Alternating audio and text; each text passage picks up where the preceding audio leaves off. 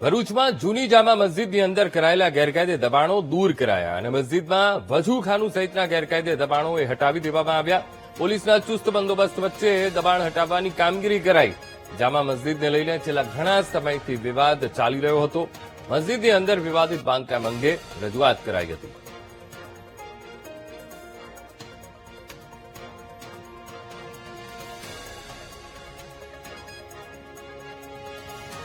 રાષ્ટ્રીય ધરોહર સંરક્ષણ સમિતિના માધ્યમથી છેલ્લા 2-2.5 વર્ષથી આ વિષય પર જે સમાજ જાગરણથી માંડી અને સિદ્ધાંતિક એટલે નિયમ અનુસાર એનું સંચાલન સંરક્ષણ થાય એ ઉદ્દેશથી ઘણો બધો પ્રયત્ન થતો આવ્યો હતો.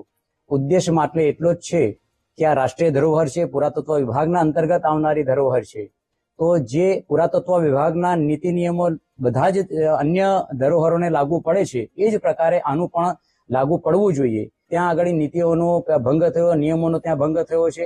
પુરાતત્વ વિભાગના કર્મચારીઓની હાજરી હોવા છતાં પણ એનું કન્ટિન્યુટી ચાલુ રહી.